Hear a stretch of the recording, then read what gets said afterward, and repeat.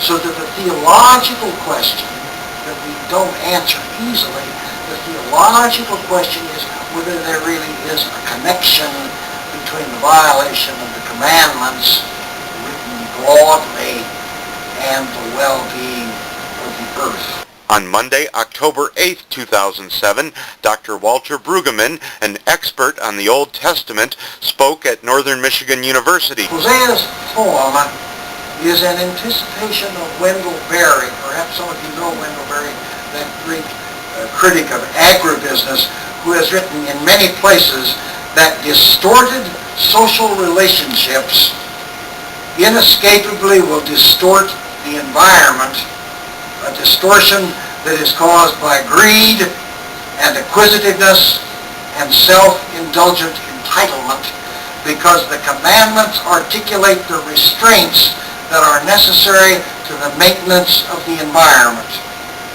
And when there is excessive greed, when the land is overused, when the horizon is abused, when the oceans are overfished, when the forests are stripped, the whole creation becomes dysfunctional. Brueggemann said, quote, "The Lord has an indictment of the inhabitants of the land." He said, "The inhabitants are abusing the land, so Yahweh, who's God in the Old Testament, is taking them to court." This caused an interesting exchange with the audience, because Brueggemann crafts his messages to have a direct bearing on today's world while sticking to biblical history, thus causing the audience to think and draw their own conclusions of time. The Lord has an indictment with the inhabitants of the land. The inhabitants of the land are abusing creation, so Yahweh is taking them to court. And here's the indictment. See what this makes you think of. There is swearing, lying, murder, stealing, adultery, bloodshed follows bloodshed. What does that make you think of? I mean in the Bible. I don't want to get into anything contemporary. There's lying, stealing, killing, committing adultery. 10 Commandments. The indictment is Israel in its acquisitiveness has violated the 10 Commandments. Now, from what I've told you, what do you think comes next? Therefore. Now I want you to get this. Therefore, the land mourns. This is a biblical idiom for drought. That's what they said poetically. You violate the 10 Commandments, you get a drought. And then it says, because of the drought, the beasts of the field, and the birds of the air, and the fish of the sea, what's that supposed to make you think of? Creation are perishing. This is an extraordinary 3-verse poem. The indictment is you break the 10 Commandments. The connection is the therefore. And the threat is that creation will be undone and won't grow anything anymore. The logic of the poem is that the violation of the 10 Commandments will lead to the dismantling of creation. I heard a rabbi once say that at Auschwitz, all 10 Commandments were systematically violated.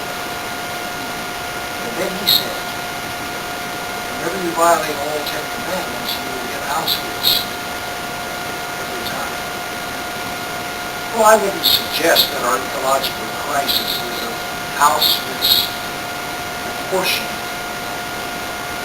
But if you fill the therefore with moral passion, you got to believe that the violation of God's commandments eventually will jeopardize and risk the good gift of creation.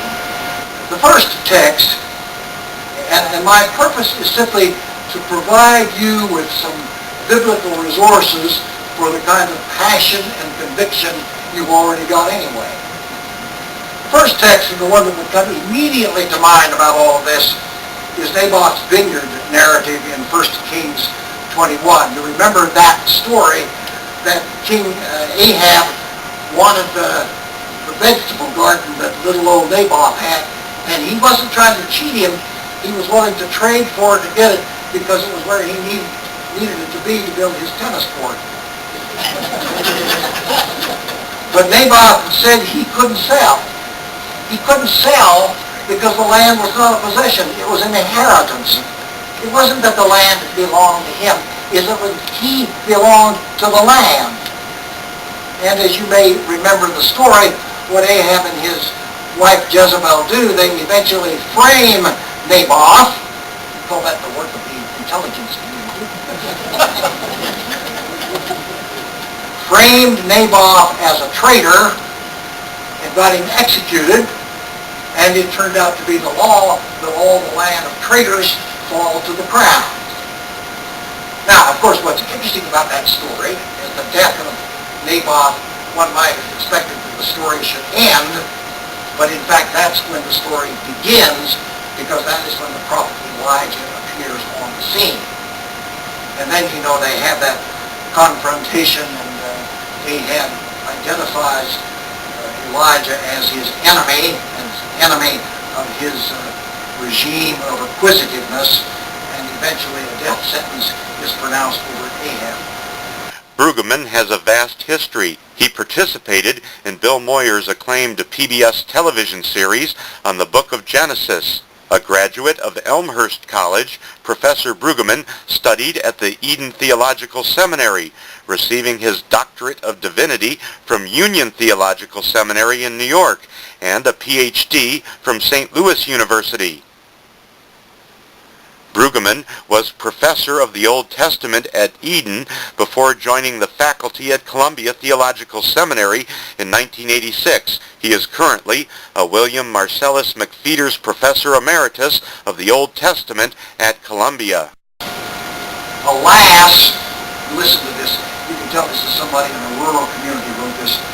Alas, for those who devise wickedness and evil deeds on their beds. What rural people know is that urban people sleep late. They don't get up early. And they start scheming and plotting before they ever get out of bed. When they get out of bed, they have a cup of coffee, and while they're still in their bathroom, they call their broker and take some more land away from somebody. When the morning dawns, they perform it. They covet fields and seize them, houses and take them away. They oppress householder and house, people and inheritance. Power class schemes about how to take over real estate before they ever get out of bed in the morning. They covet, the poet uses the word covet, which as you know comes right from the 10th commandment, thou shalt not covet, thou shalt not be acquisitive, thou shalt not gather more commodities to oneself. They buy up houses and fields, and they violate the neighborhood, and they take advantage of those who do not have sharp lawyers. And then comes it will surprise you, therefore. Therefore, says the Lord, I am devising evil against this people, and you shall not walk haughtily, for an evil time will come. And then the poem goes on to say, and you will say, we are utterly ruined. Oh, help us, God, help us. And it will be too late because your land will be owned by foreigners. Brueggemann has authored more than 60 books, hundreds of articles, and several commentaries on the books of the Bible. Brueggemann's talks were co-sponsored by Lutheran Campus Ministry, the Interfaith NMU Earthkeeper student team, and the NMU Departments of Philosophy and English. Also, the Northern Great Lakes Synod of the Evangelical Lutheran Church in America and Bethany Lutheran Church in Ishpeming. I'm Greg Peterson, and you're watching Earthkeeper TV.